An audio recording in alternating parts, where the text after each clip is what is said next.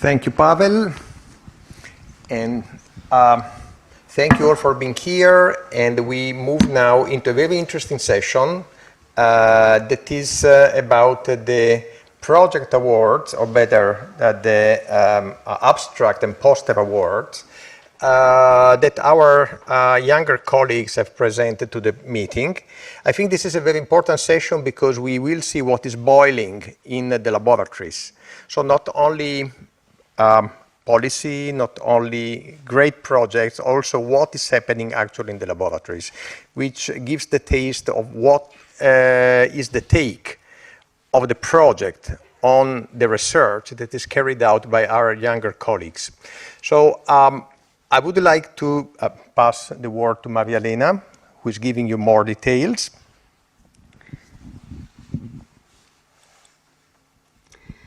Yes, so good afternoon, everyone. My name is Marja-Leena LINNE, and I will give you some background information. So altogether, 173 abstracts were submitted to this summit. And the evaluation committee to decide the best abstracts was comprised of 23 senior members of the HPP, and the committee was chaired by Professor Petra Ritter. And since the quality of the abstracts was very high, the committee had difficult time, and they decided to give, instead of 2, actually 3 best abstract awards. And one of these awards was given in the category of neuroscientific and medical research, and 2 abstracts were given in the methodological developments and technology category. Okay, so now we call our speakers. The first speaker is Maria Sasha, winner of the Best Abstract Award on the Neuroscientific and Medical Research. He comes from the Institute of Neurosciences in Paris-Saclay, and the title of the presentation is Simulating the Emergence of Conscious and Unconscious States at the whole brain level. Please, Maria. Congratulations. And before Maria is going to give a talk, we still announce the 2 other abstract awards and then the presentations. So the next award will go to Julia THOENNISSEN from Jülich Research Center, Germany, on the work VoluBA, interactive registration of high-resolution volumes to 3-dimensional reference atlases. So let's congratulate Julia.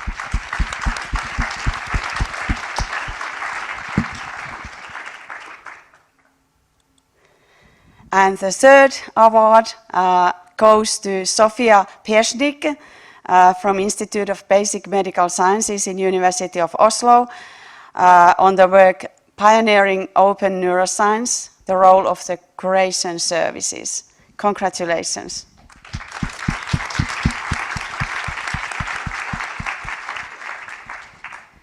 And now we move on to presentations, and after each presentation we will hand the certificates. So, welcome.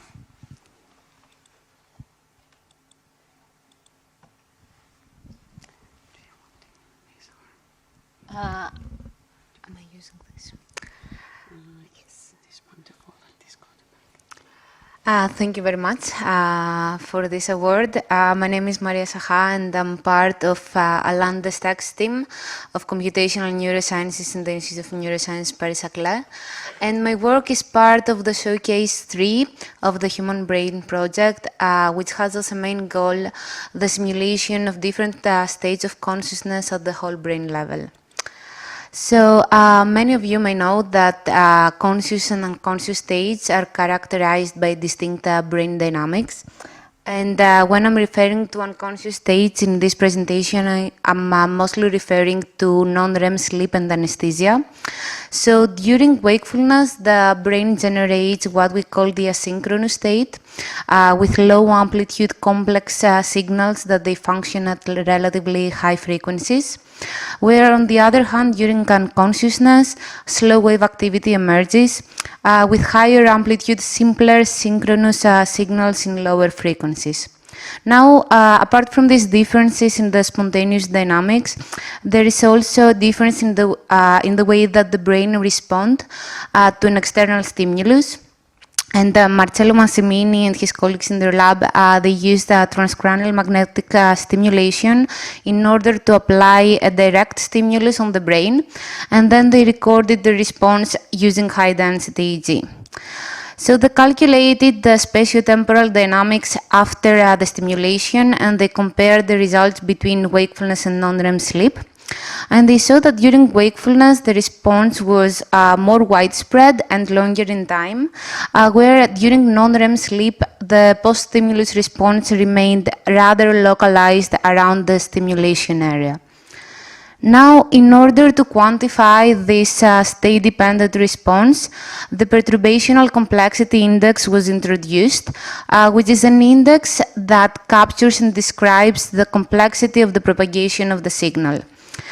So they used a large dataset of TMS-evoked potentials coming from healthy individuals during wakefulness, non-REM sleep, and different kinds of anesthetics, but also from patients emerging from coma. And they show that indeed the PCI was able to successfully discriminate between conscious and unconscious states, with significantly lower PCI values among all the states of unconsciousness when compared to wakefulness, but no significant difference was found among the different states of unconsciousness. Now, in order to model and capture all these characteristics, the TVB-ADEX model is introduced that bridges different scales of the brain from the neurons to the whole brain level. So starting with a spiking network of adaptive exponential integrated firing neurons, a mean field model is built which describes the activity of an entire population. Now each mean field can be used in order to represent a brain region, and it will consist one node in the final whole brain model. Information about the connection between the different regions can be extracted by structural connectivity data, and all this information is then integrated in the virtual brain, which is an eBrains-based software, in order to form the final network of mean fields and generate the TVB-ADEX model.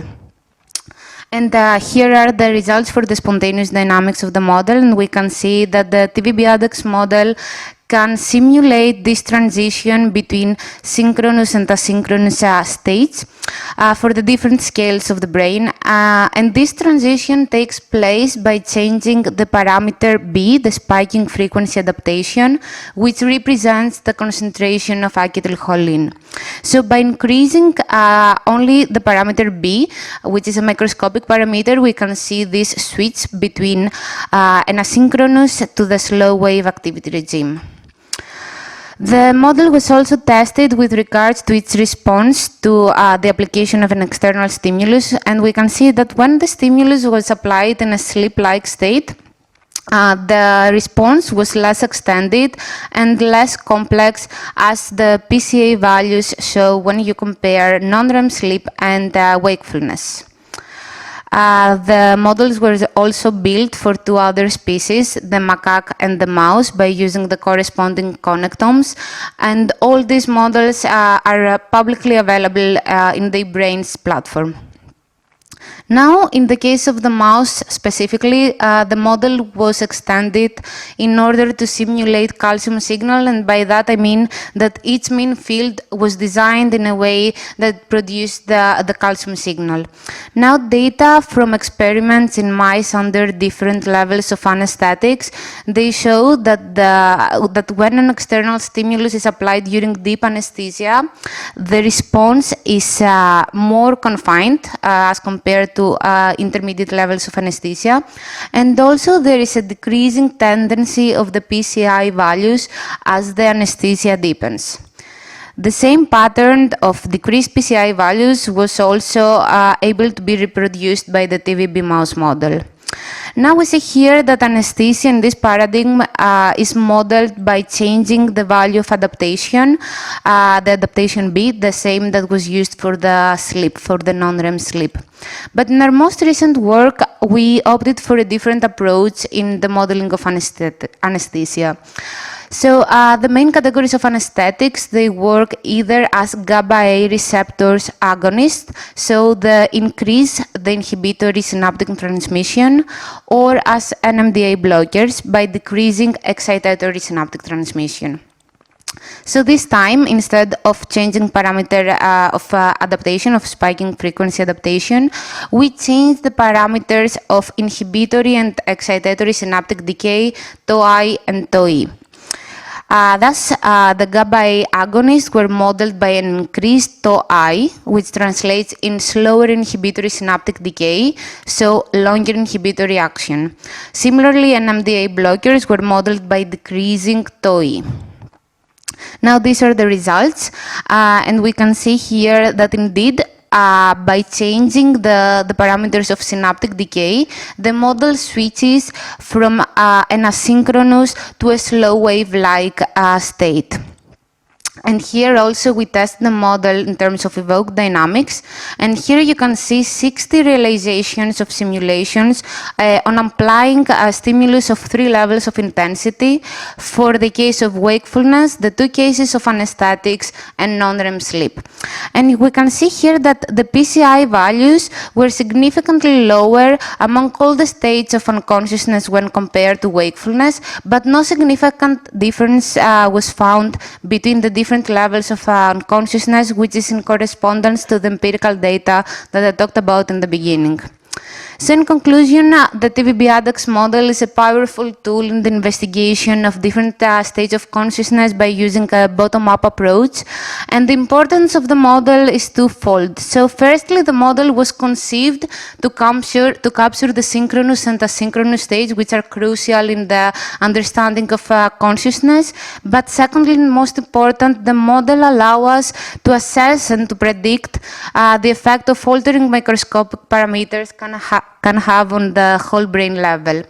So future work will involve the use of monkey fMRI experiments in the study of signs of consciousness, but also exploring alternate states like coma and minimal states of consciousness.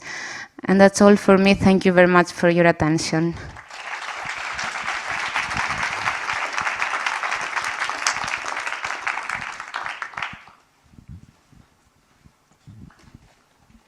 So thank you very much for the presentation. That's very interesting, I have to say, very nice. And this is the certificate. Thank you very much. And here is some chocolate for you. Thank you. Yeah, welcome. Thank you very much.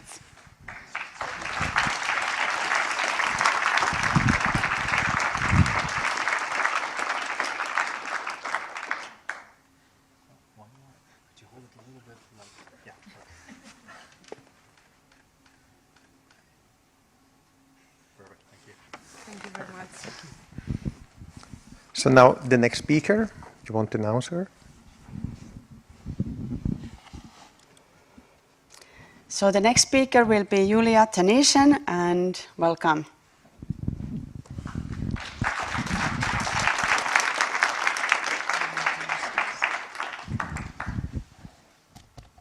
Test. Yeah, welcome everybody. So I'm very honored and happy to present to you our tool VoluBA today, which allows you to anchor your image data interactively to 3D reference atlases.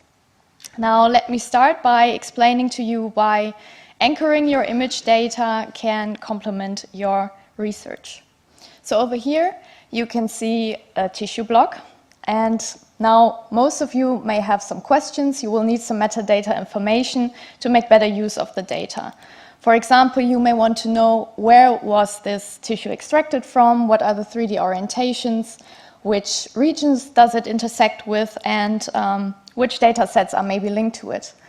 And you always will need to read a text about it to get the additional information. But there is also the opportunity to anchor your results to a reference space. And with that, you can already retrieve many metadata information by only looking at it once. So for example, for the tissue I showed you, we can directly see that it was extracted from a human hippocampus on the right hemisphere. We know the 3D directions, like where is sagittal, or you can see this because we are in a reference space and these directions are defined there. And if you link this alignment to eBrain's atlases, you are also able to explore linked regions and that are intersecting with it and all the data that is linked to it. Now, how can you now align your data to a reference space? It depends on the properties of your data. There are several eBrains tools that allow you to do the anchoring.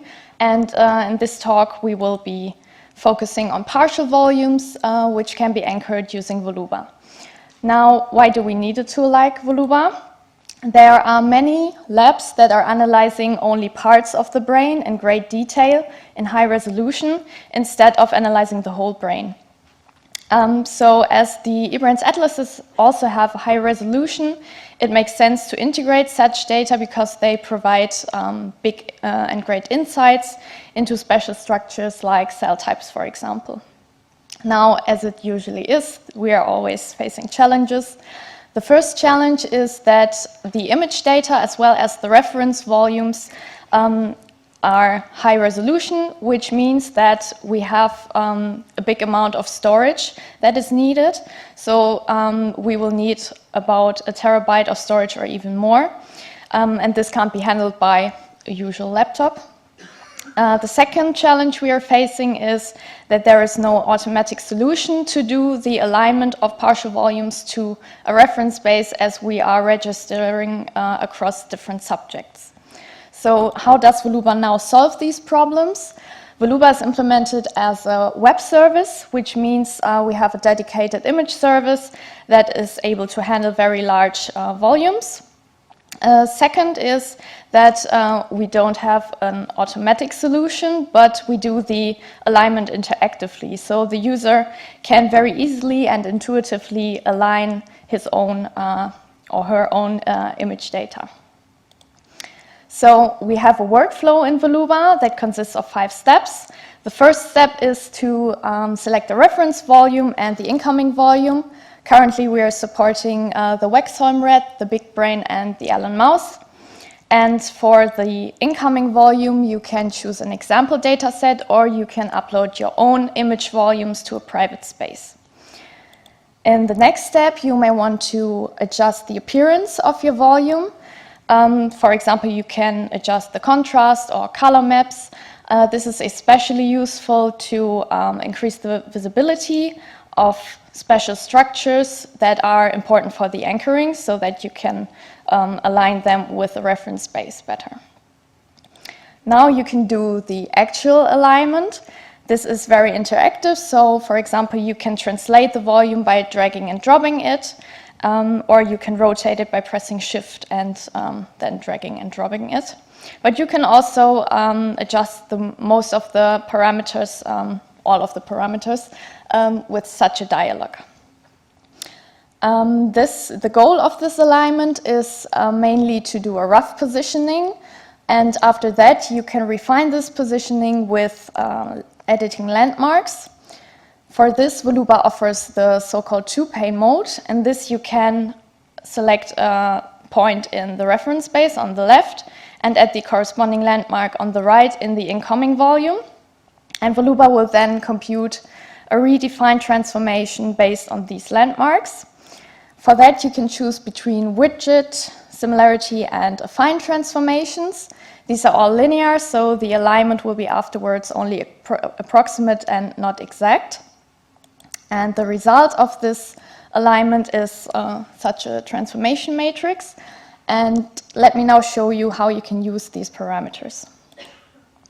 The first option is to download the parameters and re-import them to VoluBA to refine your alignment, or you can also feed them into tools like ANS as a starting point. so that you can then do a nonlinear registration, which is more exact. The second option you have is to submit your transformation parameters to eBrain's curation. Then they can link this information to your data that you may also have submitted to curation. And so the alignment can be shown on the dataset card with your data. The third option is that you can share your private data with a NeuroGlance or pre-computed URL to share it with interested people. And lastly, and most importantly, there is the option to inspect your volume overlaid in Zebra Explorer. This has the advantage that you have all the functionality of the atlas together with the alignment, so you can explore intersecting regions or neighboring regions and see which other data sets are linked to these regions. Now let me give you some examples that we successfully anchored. The first one is the one I already showed you. This is a hippocampus tissue that was imaged by Markus Axler et al. Then we also have a reconstruction of a visual cortex tissue by Marcel Huisegoms et al. And now recently, it will be added soon into eBrains, is the dataset by Tim Saldet et al., who imaged a hippocampus sample with X-ray tomography. Now, I hope that I could give you a good overview of VoluBA, and I want to thank Timo and Katrin for giving me the opportunity to give this talk. Also, I want to give a big thanks to the developers of VoluBA, which are Chao, Jan, Pavel, and Daviti, who really did great work. And I also want to thank Olga, Daniel, Martin, Kai, and Ariane. They helped me with the anchoring of volumes, and we had many discussions which were really enriching the development of VoluBA, and that really improved the usability of it. So now I want to thank you for your attention, and I invite you to find us at the SC2 Atlas booth outside. We are very happy to discuss and answer questions. Thank you.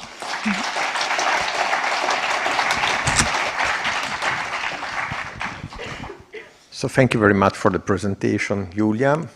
And this is the certificate. Thank you. And this is the chocolate they made in Marseille. Thank you. Especially olive oil. Perfect.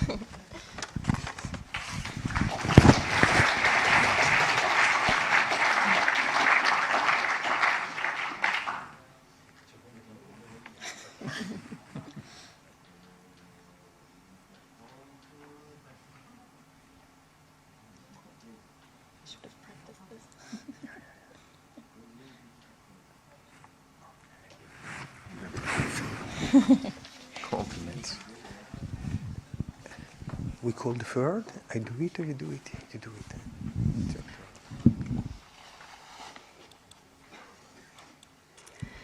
And the next and final presentation is given by Sophia PIESCHNIK. Welcome.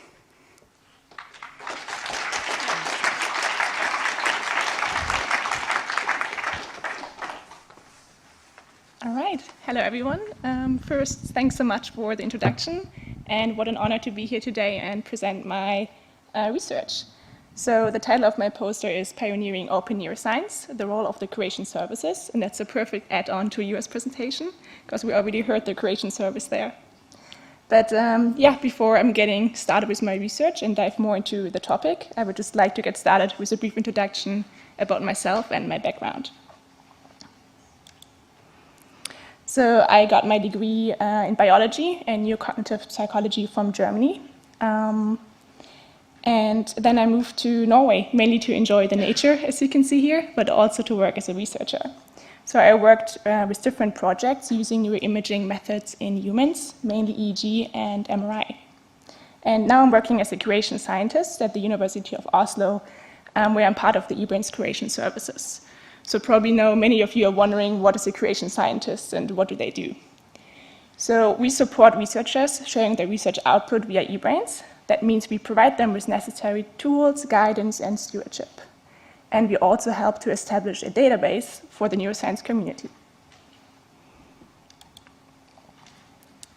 And we, the curation services, have a mission. So we ensure viable data sharing and data discovery. So how are we trying to reach this mission? So we established a workflow for sharing data, models, and software, and we constantly update this workflow towards the researchers' needs. So all data sets shared via eBrins undergo the same progress. And now I will just explain these steps a bit more and highlight our different steps. So the first step is that you have to submit a curation request form, which is an online survey where we ask you for information about your data. And we do accept all kinds of neuroscience data. Then if your request is accepted, you're asked to do a quick compliance check, just to ensure that all the data shared via eBrins comply to European ethical and legal guidelines. Then we also have to make sure that your data is structured in a consistent and understandable way. So we revise the organization, and researchers are encouraged to use community standards to increase interoperability. If researchers want, they can also upload their data to our long-term storage, CSCS, which makes the data accessible. And there's no size limitation for data upload. As a next step, you have to submit metadata. And you can do that via an Excel sheet, a web form, or also programmatically. So to make data findable, we rely on OpenMinds, which is the neuroscience metadata framework. And all metadata we register is accordingly to OpenMinds schemas, making datasets comparable and easy findable in the knowledge graph. So after the data is annotated with metadata following the OpenMinds framework, the curated data are stored as nodes on the knowledge graph, making them accessible to the broader research community. Then you should submit a data descriptor, which is a short text document describing your data in more details. And it's also giving guidelines on how the data can be reused. So it shows you, for example, which softwares can be used, and also in general how the data is organized. And then finally, the last step, after an official approval from the dataset owner, the dataset is released and is available on eBrins.eu. You also receive a DOI that you can use for your papers, for grant applications, and so on.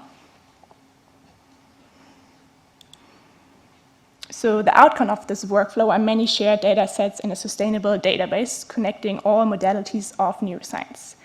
And with many, I mean 909 data sets by today from 39 modalities and 12 species.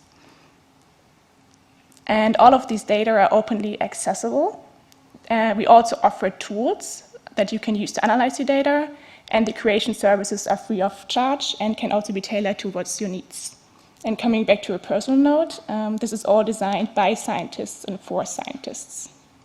So now you have heard how we try to reach our mission, open and fair neuroscience for everyone. And I would like to thank the data and knowledge team and everyone who was contributing and supporting. And thank you for your attention.